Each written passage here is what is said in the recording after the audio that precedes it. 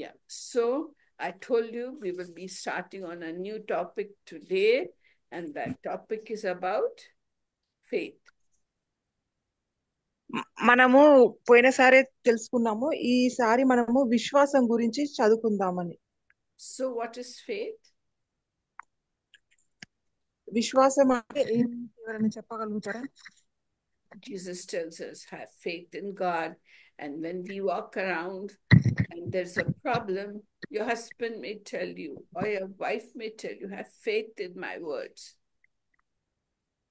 చాలాసార్లు యేసు ప్రభు మనతో చెప్తాడు విశ్వాసం ఉంచండి అని. మన కుటుంబంలో కూడా భార్య భర్తతోనే గాని, భర్త భార్యతోనే గాని నమ్మిక ఉంచు అని కూడా మనం మాట్లాడుకుంటాం Or సాధారణంగా. your children must be wanting something and you say, have faith in me, I will do it. ఒకవేళ పిల్లలు అడిగినా గానీ మనం చెప్తాం వాళ్ళకు, నన్ను నమ్ము నేను ఆ పని చేస్తాను అని. So faith is something that you believe in and that is going to happen. Faith విశ్వాసం అంటే మనం ఒక విషయాన్ని నమ్మి అది జరుగుతుంది అని నమ్మడమే విశ్వాసం. But in the Bible and in our talk about Jesus, faith means that you have trust and confidence in God and his promises. కానీ పరిశుద్ధ గ్రంథంలో విశ్వాసం అంటే దేవుని మీద ఆయన ఇచ్చిన ఆజ్ఞల మీద, ఆయన మన కోసం ఇచ్చిన ప్రతి ఒక్క వచనం మీద మనం నమ్మకం ఉంచడమే. You feel in your heart that God is working on your behalf, even though we cannot see it up ahead. మనం విశ్వాసం అంటే మన కళ్ళకు కనబడకున్నా గానీ దేవుడు మన పట్ల పని చేస్తున్నాడని నమ్మడం. So basically, faith is trusting God and trusting the word of God. విశ్వాసం అంటే మనము దేవుణ్ణి నమ్మి ఆయన యొక్క మాటను కూడా నమ్మడం. So we have to believe whatever is said in the Bible and whatever promises God gives you in the Bible, we must believe, yes, it's going to happen. I can't see it today, but at some or the other time it's going to happen. ఈ విశ్వాసం అంటే మనము దేవుడు ఇచ్చిన ప్రతిజ్ఞలను ప్రతి ఒక్కటి నమ్ముతాము. అంటే ఇప్పుడు కాకున్నా ఎప్పటికైనా అది జరుగుతుంది అని నమ్మడమే విశ్వాసం. So faith is, according to Colossians chapter 2 and verse 7. కొలస్సీయులు గ్రంథము 2వ అధ్యాయము 7వ వచనం ప్రకారం విశ్వాసం అంటే, Paul says that faith is something that should be accepted as a whole. పౌలు గారు చెప్తున్నారు విశ్వాసం అని అంటే దాన్ని పరిపూర్ణంగా నమ్మటం. You accept the truth as the whole and apply it to your own life. ఒక నిజాన్ని మనము పరిపూర్ణంగా నమ్మి మన జీవితంలో అన్వయించుకోవడమే విశ్వాసం. So it's the basic thing is to trust God and trust his word. అంటే దీనికోసం మనము మొదటగా చేయాల్సింది దేవుణ్ణి, ఆయన ఇచ్చిన వాక్యాలను మనం నమ్మడం. And why should you trust his word? మరి ఆయన ఇచ్చిన వాక్యాన్ని మనం ఎందుకు నమ్మాలి? Yes, why should you trust his word? ఆయన ఇచ్చిన ఆ వాక్యాలను ఎందుకు నమ్మాలి? ఎవరైనా చెప్పగలుగుతారా? The word Because of God. because Bible teaches Yes. that salvation comes through the faith in Jesus Christ, Yes. and faith is essential for living a life that pleases God. Amen, amen, amen. And how do we know where to get idea about what God wants? It is in the word. మనం దేవుడి వచనాలను ఎందుకు నమ్మాలని అంటే అది దేవుడు తప్పకుండా మన జీవితంలో జరిగిస్తాడని నమ్మాలి. మళ్ళీ ఇంకా సిస్టర్ చెప్పినట్టు మనకు రక్షణ అనేది కూడా దేవుడు ఇచ్చిన మాట వల్లనే కలుగుతుంది. దాని వల్ల కూడా మనకు విశ్వాసం ఎక్కువ అవుతుంది. So in the Old Testament, faith meant trusting every covenant or every promise that God made. పాత నిబంధనల ప్రకారము విశ్వాసం అంటే మనం దేవునితో చేసుకున్న ప్రతి ఒక్క ఒప్పందం. A covenant means a promise that is made and an agreement that is made between God and between a person or between God and a nation like the nation of Israel. ఈ ఒప్పందం అని అంటే దేవుడికి దేవుని యొక్క ప్రజల మధ్యలో చేసుకున్న ఒప్పందం. So there are certain conditions that both the parties must fulfill. మరి ఈ ఒప్పందంలో ఒక చేయాల్సింది ఏంటనంటే ఇద్దరు ఎవరి మధ్యలో ఒప్పందం ఉంటుందో ఇద్దరు కూడా ఒక పని చేయాల్సి ఉంటుంది. So what is the first promise or the first covenant that God ever made with humans? దేవుడు మొదటగా మనుషులతో చేసుకున్న ఒప్పందం ఏమిటి? Yes, which is the first covenant? Yes, the first covenant that God made was with Adam and Eve. దేవుడు మనుషులతోని చేసుకున్న మొట్టమొదటి ఒప్పందం ఆదాము అవ్వతోని. In Genesis chapter 3 verse 15, ఆదికాండము 3వ అధ్యాయము 15వ వచనంలో God told the serpent that he will put an enmity between the seed of the serpent and the seed of the woman. దేవుడు సాతానుతో చెప్తాడు స్త్రీ మధ్యలో మరియు విష సర్పము మధ్యలో ఒక శత్రుత్వాన్ని పెంపొందిస్తానని చెప్తాడు. And the agreement was that he shall bruise you on your head and you will bite him in his heel. ఆ ఒప్పందం ఏమిటంటే మనుషుడు సర్పం తల మీద కొడతాడు, తర్వాత ఈ సర్పము వాని యొక్క పాదం మీద కాటు వేస్తుందని. So this covenant is being made with mankind, that somebody is going to come to defeat Satan and his seed. ఈ ఒప్పందం ప్రకారము మనకు తెలియజేసింది ఏంటంటే దేవుడు ఎవరో ఒకరు సాతానుని పడగొట్టడానికి వస్తాడు అని. That is the first covenant. And after that, God made a second covenant. ఇది మొదటి ఒప్పందం. దీని తర్వాత రెండవ ఒప్పందం దేవుడు చేసినది. He made that covenant with Noah. నోవాతోని రెండవ ఒప్పందం చేసుకున్నాడు దేవుడు. And what was that agreement that God made with Noah? నోవాతోని destroy. Yes. He will never again destroy earth with flood. Yes, with the flood. Praise God. He will never ever send flood to destroy the world. నోవాతోని దేవుడు He made a rainbow. He has given a sign of the rainbow. Amen. Yes. Yes, praise God. The sign was the sign of the rainbow in the sky. నేను ఇంకా ఎప్పుడు ఈ భూమిని ప్రళయంతోనే ముంచనని నోవాతోని దేవుడు ఒప్పందం చేసుకుంటాడు. దాని కోసము ఆకాశంలో ఒక గుర్తుగా ఇంద్రధనుసును కూడా సృష్టిస్తాడు. So do you see that covenant sign in the sky even today, don't we? ఈ రోజులో కూడా మనం దేవుడు చేసిన ఈ ఇంద్రధనుసును మనం చూస్తాము. ఆ ఒప్పందం ఈ రోజు కూడా మనకు కనబడుతుంది. We see that sign whenever it rains. We see it in the sky. We don't see the whole rainbow. We see a part of it. మనకు మొత్తం ఇంద్రధనుసు కనబడకున్నా గానీ దానిలో కొంత భాగం మాత్రం తప్పకుండా కనబడుతుంది. And now the third covenant God made was covenant with Abraham in Genesis chapter 12. ఆదికాండము 12వ అధ్యాయంలో దేవుడు అబ్రహాంతోని చేసుకున్నది మూడవ ఒప్పందం. And what was that covenant? ఈ ఒప్పందము I will make you a great nation. I will bless you and make your name great, and you shall be a blessing. Amen, amen, and amen. And that was the covenant God. Yes, you translate. నిన్ను గొప్ప బహుజనంగా చేస్తానని దేవుడు అబ్రహాంతోని ఒప్పందం చేసుకుంటాడు. And what had Abraham to do for the covenant?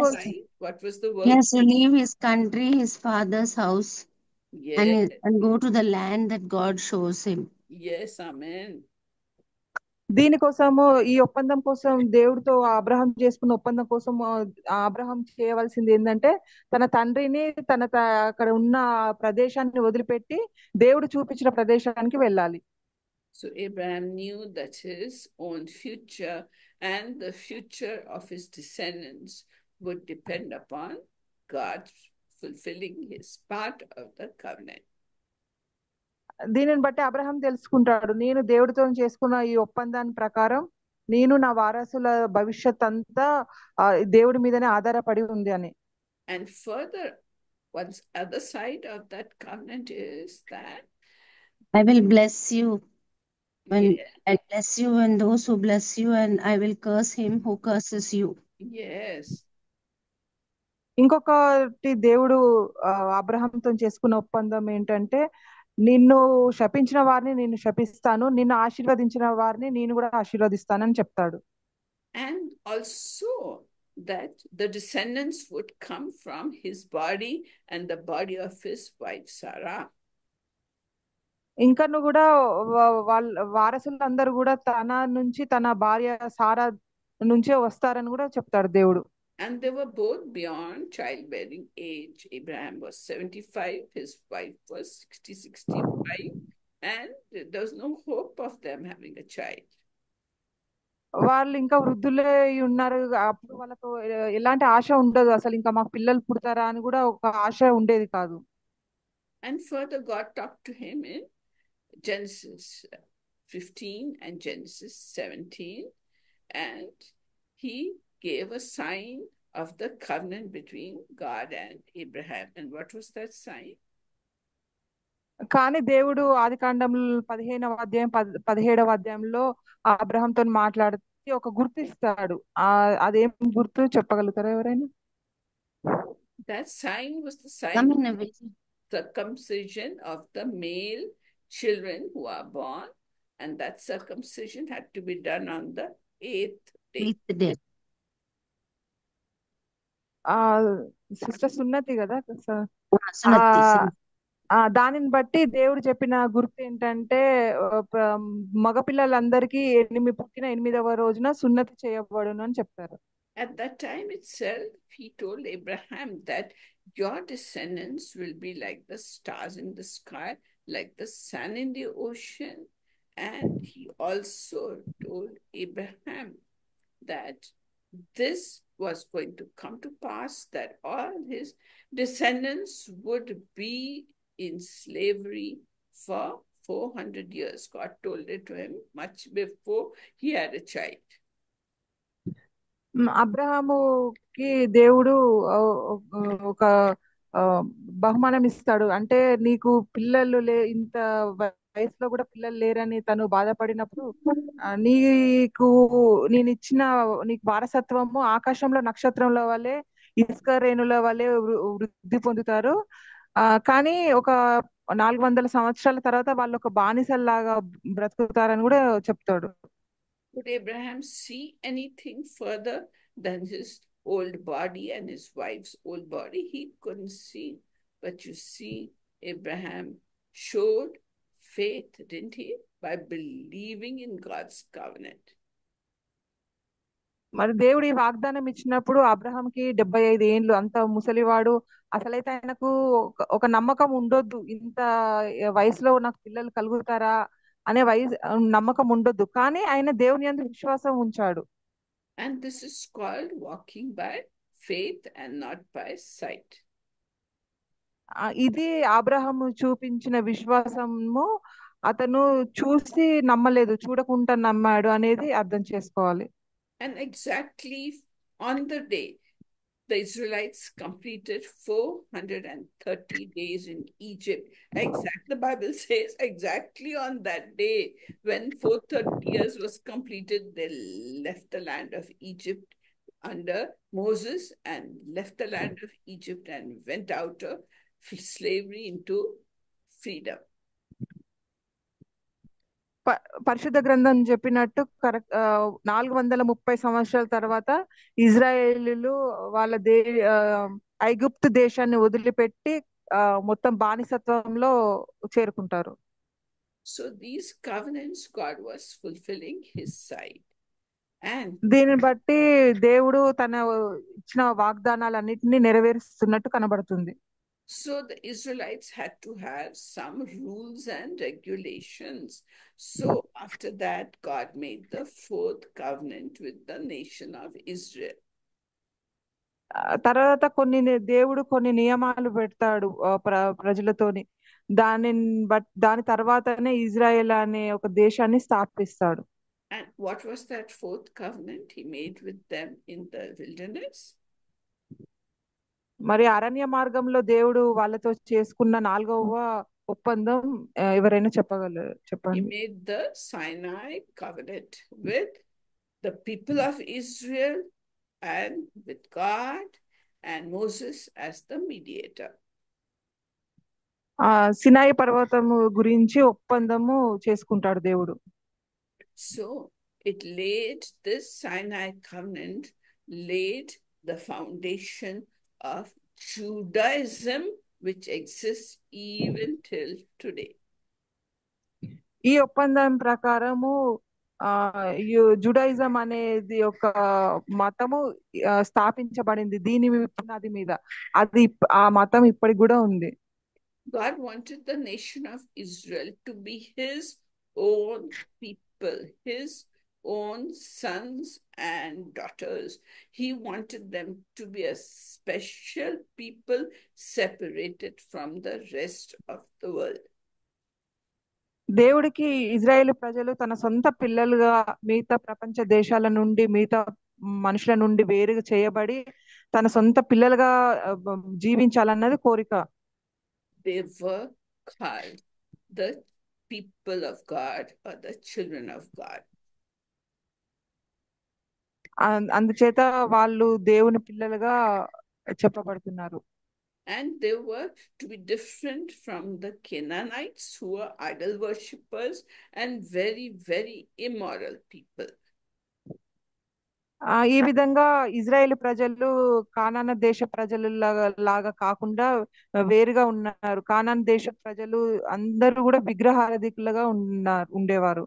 And to govern them, he gave Moses laws on Mount Sinai.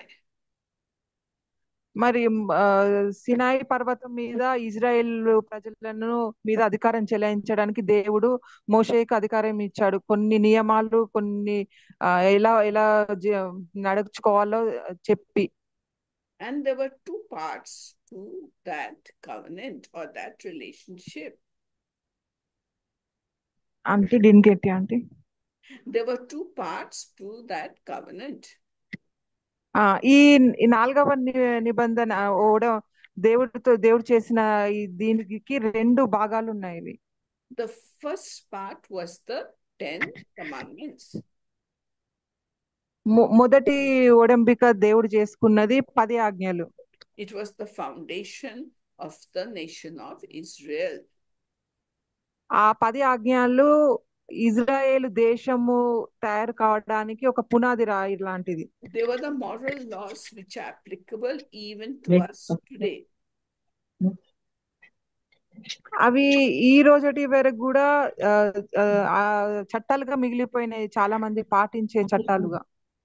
So the second part of that covenant was a number of laws and codes of law which applied to everyday life and everyday living. ఈ ఒడంబికలో 2వ భాగం ఏంటంటే చాలా చట్టాలు, అంటే ఇంకా ఎన్నో న్యాయస్థానంతో కూడుకున్న చట్టాలు మన జీవితంలో రోజు పనికి వచ్చేటివి. There were food laws, social laws, cultural laws, religious laws, and legal laws which were applicable to them in those days. But we see the nation of Israel today, and the Jews are still following those laws. ఇప్పుడు Israel దేశంలో ఉన్న యూదులు ఇప్పటికి కూడా వాటిని పాటిస్తున్నారు. అప్పుడు దేవుడు పెట్టిన నియమాలన్నిటిని, అంటే ఒక్కొక్క దానికి ఒక్కొక్క నియమం ఉండేది. వేటి భాగం దానికే ఉండేది. So did God keep his part of the covenant with nation of Israel? మరి ఒడంబిక దేవుడు మన ఇజ్రాయెల్ దేశం ప్రజలతోనే చేసుకున్నారా? I told you covenant is between two sides. One side is God, the other may be a person or a nation. So did God keep his side of the covenant with the nation of Israel? మరి దేవుడు ఈ ఇజ్రాయేలు ప్రజలతో చేసుకున్న ఈ ఒప్పందము ఒక దేవుడి వైపే ఉంచుకున్నాడా? He promised to take them to a land flowing with milk and honey. So did he take them there? ఆ దేవుడు చెప్పినట్టు తన ఒప్పందాన్ని నెరవేర్చాడా లేకపోతే ఊరికేనే పలికాడా అని అంటే మనం చూస్తే దేవుడు వాళ్ళను పాలు తేనెలు ప్రవహించే దేశానికి తీసుకెళ్తా అన్నాడు. మరి అది నెరవేర్చాడా దేవుడు? I mean, God cannot tell lies at all. God cannot, he's incapable of lying. So did he keep his side of the covenant? Yes, he did. ఎందుకంటే దేవుడు అబద్ధాలు ఆడే దేవుడు కాదు. తను చెప్పినవన్నీ నెరవేరుస్తా అని చెప్పిన దేవుడు. మరి పాలు తేనె ప్రవహించే దేశం తీసుకెళ్తా అని చెప్పినప్పుడు ఆ మాట నెరవేర్చాడా లేదా తన వద్దే ఉంచుకున్నాడా? And did Israel keep that side of the covenant? ఆ దేవుడు మాత్రము కానీ ఇక్కడ చూస్తే మనము దేవుడు తను చెప్పిన మాట నెరవేర్చుకున్నాడు. కానీ ఇజ్రాయెల్ ప్రజలు మాత్రము వాళ్ళ మాట నిలబెట్టుకోలేదు. ఎందుకంటే ఒప్పందం అనేది ఇరు వర్గాలు చేసే పని. So in what way did they break their covenant? మరి వాళ్ళ ఒప్పందాన్ని They complained that they were disobedient, they were grumbling, they were complaining. Yes, and they were worshipping idols of the Canaanites. Yeah, that's the main. They worshipped the golden idol when Moses was on top of the mountain 40 days, 40 nights talking to God. Down there with Aaron, they made a golden calf. See? Huh? The God was giving the covenant there, and here they made a golden calf and played before it, did immorality over there. So Israel, I mean, they couldn't keep part of the covenant. మనం ఇక్కడ చూస్తే దేవుడు తన వాగ్దానాన్ని నెరవేర్చుకున్నలో అబద్ధం చెప్పలేదు. కానీ Israel ప్రజలు మాత్రము అవిధేయత చూపారు వాళ్ళ వైపు నుంచి ఈ ఒప్పందం కోసం. ఎందుకంటే వాళ్ళు ఎంత పాప పనులు చేశారు. మోషే కొండ మీదకి దేవుడితో మాట్లాడి ప్రార్థన చేయడానికి వెళ్ళినప్పుడు ఈ కింద ఇజ్రాయెల్ ప్రజలు విగ్రహారాధికులుగా మారిపోయారు. ఆరోనుతో కలిసి విగ్రహారాలు చేయడము వాళ్ళ అలా పాపంలో పడిపోయారు వాళ్ళు. So when they were worshipping the golden calf, God told Moses, look, Moses, I'm going to destroy the whole nation of Israel, and I'll make you and your family a great nation. మరి ఇక్కడ Israel ప్రజలు వాళ్ళు విగ్రహారాధికులై ఆ బంగారు దూడను మొక్కుతున్నప్పుడు దేవుడు కోపోద్రిక్తుడై మోషేతో చెప్తాడు, నేను వీళ్ళని నాశనం చేస్తాను, కానీ నిన్ను నీ కుటుంబాన్ని మాత్రం రక్షిస్తానని చెప్తాడు. What would you have done in such a situation? మరి అలాంటి పరిస్థితుల్లో ఉన్నప్పుడు మనం ఏం చేస్తాం? You would say, God, I mean, if you're going to do it now, God, make me a great nation. అప్పుడు మోషే స్థానంలో మనం ఉంటే మమ్మల్ని గొప్ప దేశంగా చేస్తే చేయండి అని మనం తప్పకుండా అంటాం. And what did Moses say? కానీ మోషే అలా అనలేదు. తను ఏమన్నాడు? People will say that you have brought them to the wilderness and you killed them.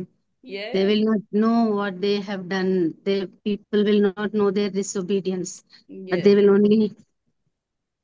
People will say you couldn't look after them in the wilderness. You brought them out of Egypt just to kill them. So Moses was the humblest man on the earth. And he said to God, don't do that. I don't want to be a great nation. I want these people to be a great nation. మోషే అప్పుడు దేవుడితో అంటాడు, నేను అలా చెయ్యకు, నన్ను గొప్ప దేశంగా కాదు, ఈ ప్రజలను గొప్ప దేశంగా చెయ్యి, గొప్ప జనసమూహంగా చెయ్యి. ఎందుకంటే వేరే వాళ్ళు నన్ను నిందిస్తారు, వాళ్ళని అరణ్య మార్గం నుండి తీసుకొచ్చి వాళ్ళని చంపాననే నింద నా మీద పడుతుంది అని చెప్తాడు. ఎందుకంటే మోషే దేవుని పట్ల ఎంతో విధేయ కలిగిన వాడే ఉన్నాడు కాబట్టి ఇలాంటి మాటలు మాట్లాడతాడు. And even in Numbers chapter 16, we find that when Korah, Dathan, and Abiram turned against Moses, ఆ నెంబర్స్ సంఖ్యాకాండము 16వ అధ్యాయంలో కూడా చూస్తే మనము మోషేకి ఎదురుపడిన మనుషులను కూడా చూస్తాము. ఎదురు తిరిగిన వాళ్ళు కూడా ఉన్నారు. what did God do? They said to Moses, "Are you only holy? We are also equally holy. We'll do the things, we'll worship." And God had selected only Aaron and his family to do all that task. వాళ్ళు అంటారు మోషేతోనే, నువ్వు ఒక్కడవే పరిశుద్ధుడువా, మేము కూడా పరిశుద్ధులమే, దేవుడు చెప్పిన పనులను మేము కూడా చేస్తామని చెప్తారు.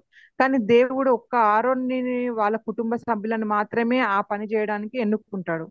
And they rebelled against Moses. So God did a new thing. God opened up the earth's mouth, and Korah, Dathan, Abiram, their whole families and their properties went down into the depths of the earth, and the land closed over them. That's what God did to show his glory.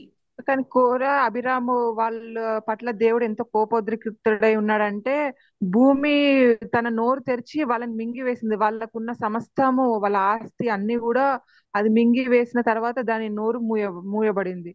And then he sent a plague amongst the Israelites, and Aaron ran with his censer between the plague and between the Israelites. And God told Moses, "I'm going to destroy the nation of Israel."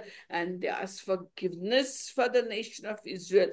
Moses fell to the ground and prayed to God, "Lord, don't do such a thing, Lord. Don't do such a thing and destroy your people." దేవుడు ఎంతో కోపోద్రిక్తుడయ్యి మోషేతో చెప్తాడు, నేను Israel ప్రజల మీద తెగులు పంపిస్తాను అని. అప్పుడు మోషే ఎంతో భయంతో దేవుని దగ్గర పరిగెత్తి మోకాళ్ళ మీద ప్రార్థన చేస్తాడు, అలా చెయ్యకు, క్షమించు అని చెప్పి. And throughout the Bible, we find the Israelites breaking the covenant. But you see, God is a faithful God. He will not destroy his people. He kept giving them chance after chance after chance, till ultimately he took the nation of Israel into captivity with Babylon and destroyed the temple of God, destroyed Jerusalem. And today, by God's grace, they are once more a nation, the nation of Israel. అయినా కానీ Israel ప్రజలు దేవుడితో చేసుకున్న ఒప్పందాన్ని ఎప్పుడు మితిమీరుకుంటూనే అడుగడుగున దానికి వ్యతిరేకంగా చేస్తూనే ఉన్నారు. కానీ మన దేవుడు గొప్పవాడు, ఎప్పుడు క్షమించే దేవుడు. అందుకే బబులోను నుంచి వాళ్ళని విడిపించి ఈ రోజులా దేవుడు ఇజ్రాయెల్ కి ఒక ప్రత్యేకమైన దేశంగా ఏర్పాటు చేసి వాళ్ళు కట్టిన విగ్రహారాధనతో కూడిన మందిరాన్ని కూడా దేవుడు కూల్చివేశాడు. And then next covenant, the main covenant God made was with David. ఇంకా అసలు ఒక ముఖ్యమైన ఒప్పందం చేసుకున్నది దేవుడు దావీదుతోనే. Through the prophet Nathan, God made a covenant with David. నాతాను ప్రవక్తతోని దేవుడు దావీదుతోని ఒక ఒప్పందాన్ని చేసుకుంటాడు. And what was that covenant with David? దావీదుతో చేసుకున్న ఒప్పందం చెప్పగలుగుతారా ఎవరైనా? Well, the covenant with David was that he would have an everlasting kingdom. దావీదుతోని దేవుడు చేసుకున్న ఒప్పందము ఆయన రాజ్యము తరతరములకు ఉంటుందని. David's lineage would last forever and ever. దావీదు యొక్క వారసత్వము ఎప్పటికీ కొనసాగుతూనే ఉంటుంది అని. And that could happen because from David's lineage we find the Lord Jesus Christ come into the world. And the Lord Jesus Christ, when he first came, he established a kingdom in people's hearts. But we know he's going to come back again and establish an earthly kingdom from New Jerusalem as his capital, not New South, sorry, from Jerusalem as his capital city, and he will rule for 1,000 years, physical reign on the earth. And after that, in the heavenlies, he will have an eternal kingdom. His throne will be set up in the heavenlies along with the throne of God, and we, the people of God, are going to dwell there under the rulership of the Lord Jesus Christ and God the Father. మరి మనము దేవుడు దావీదుకి ఇచ్చిన వాగ్దానాన్ని బట్టి మనం చూస్తాం, ఆయన వారసులు ఎప్పటికీ తరతరంల వరకు ఉండునని దేవుడు వాగ్దానం ఇస్తాడు. దానిని బట్టి మనం చూస్తే యేసు ప్రభు దావీదు వంశంలోనే పుట్టాడు. అప్పుడు యేసు ప్రభు వచ్చి ఆ ఒక రాజ్యాన్ని ప్రతి ఒక్కరి హృదయంలో స్థాపించాడు. ఇప్పుడు మన ప్రతి ఒక్కరి హృదయంలో దేవుని రాజ్యం ఉంది. కానీ మనకు తెలుసు యేసు ప్రభు మళ్ళీ వస్తాడని, వచ్చి ఈ భూమి మీద యెరూషలేము ఒక రాజధానిగా ఒక రాజ్యం ఏర్పడుతుందని, అప్పుడు 1000 ఏళ్ల పరిపాలన జరుగుతుంది. తర్వాత మనం దేవునితో కూడా స్వర్గంలో ఆకాశంలో నిర్మించబడిన ఆ దేవుడి సింహాసనంతో ఎప్పటికీ దేవుడితో మనం ఉంటాం యేసు ప్రభుతోని. And the final covenant God made is the new covenant. ఇక ఆఖరి ఒప్పందం దేవుడు చేసుకున్నది ఏంటంటే కొత్త నిబంధన. Jesus' death and resurrection made possible the new covenant. ఈ ఒప్పందం ప్రకారము యేసు ప్రభు చనిపోయి మరలా పునరుత్థానం అవుతాడు అనేది ఈ కొత్త ఒప్పందం. And the new covenant is relationship between God and between each human being who accepts Jesus as his savior. ఈ కొత్త ఒప్పందము ప్రకారము దేవుడు ఎవరైతే యేసు ప్రభుని తన సొంత రక్షకునిగా అంగీకరిస్తారో వారి హృదయాలలో తప్పకుండా ఉంటానని. And this new covenant has the blood of Jesus that washes the human being and sets him up as a child of God. మరి కొత్త ఒప్పందం ప్రకారము దేవుని ఎవరైతే ఒప్పుకుంటారో దేవుని, వాళ్ళందరూ కూడా యేసు రక్తం చేత కడగబడి రక్షణ పొంది ఉంటారు.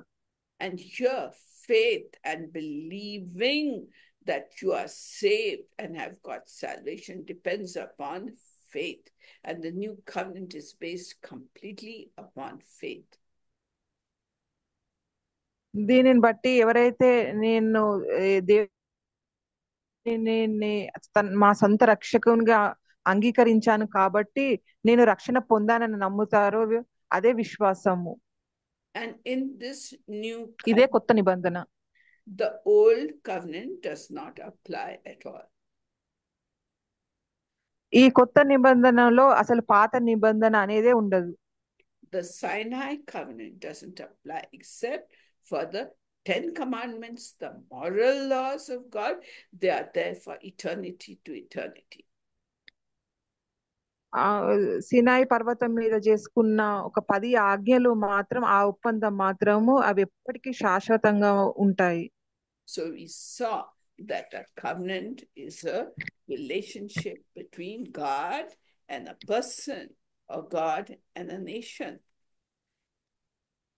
ఇప్పుడు మనం చూసాము ఈ ఒప్పందం అంటే దేవుడికి మరియు దేవుడి ప్రజల మధ్య, దేవుడి యొక్క దేశం మధ్య చేసుకున్న ఒప్పందం అని. In the Old Testament, it was a covenant between God and the nation of Israel with Moses as the mediator. పాత నిబంధనలో ఈ ఒడంబిక లేక ఒప్పందం అనేది చూసినప్పుడు మనము దేవుడు మరి ఇజ్రాయెల్ ప్రజల మధ్యలో మోషే మధ్యవర్తిగా ఉండి చేసుకున్న ఒప్పందం. And the new covenant is a relation between God and each human being through the mediation of the Lord Jesus Christ. ఈ కొత్త నిబంధనలో మనం దేవుడితో చేసుకున్న ఒప్పందము ఏంటంటే యేసు ప్రభు మన మధ్యవర్తిగా ఉండి దేవుడికి దేవుని ప్రజల మధ్యలో ఉన్నాడు. And the Bible says that there is only one mediator between God and man, that is the Lord Jesus Christ. We have no other mediators, no pastor, no priest, no saints, no Virgin Mary. No. We only have Jesus as the mediator. ఆ పరిశుద్ధ గ్రంథము ఎంత తేట తెల్లంగా చెప్తుంది, మనకు దేవుడికి మధ్యలో ఉన్న ఒకే ఒక మధ్యవర్తి యేసు ప్రభు అని. ఇవి ఈ యేసు ప్రభు తప్పితే మనకు దేవుడికి మధ్యవర్తిగా ఎవరు ఉండరు. అది ఏ మనుషులే గాని, ఏ పాస్టర్లే గాని, ఇంకా వేరే ఏవి కూడా మనకు ఉండకూడదు. So next time we'll study the new covenant and we will see faith as it develops under Jesus Christ and as Paul teaches us in the book of Hebrews. We will slowly go on from the Gospels to the writings of Paul. మనము మళ్ళీ వచ్చే వారము Hebrew పత్రిక చదువుకుందాము. ఇంకా విశ్వాసం గురించి కూడా కొంచెం కొనసాగుదాం. Yeah, so let us just thank and praise God. So I ask you, have you made a covenant with God? మరి ఇప్పుడు మనము ప్రార్థనలోకి వెళ్తుండగా అందరము ఒకసారి ఎవరు ఆలోచించుకుందామా, ఎవరికి వారు దేవుడితోనే ఒప్పందం చేసుకున్నారా? Have you been cleansed by the blood of Jesus? మీరు యేసు ప్రభు రక్తం చేత కడగబడ్డారా? Have you accepted him in your life? ఆయనను మీ జీవితంలోకి మీ సొంత రక్షకునిగా అంగీకరించారా? That is the main thing. That is the only way to be friends with God and to reach God in the heavens, in the Holy of Holies, and make God your best friend and Father. ఈ విధంగా మనం ఇవి పాటిస్తే ఇదే మనం దేవునితోని ఒక స్నేహితులుగా ఉండి అతి పరిశుద్ధ స్థలంలో ఎప్పటికీ దేవునితో ఉండడానికి మార్గాలు. Yes, so we saw faith is believing in God and believing in the Bible, that whatsoever God tells you in the Bible, it's going to happen, even though you cannot see it ahead. Even in our lives, we have so many problems, but we must have faith and trust the Holy Bible to solve problems.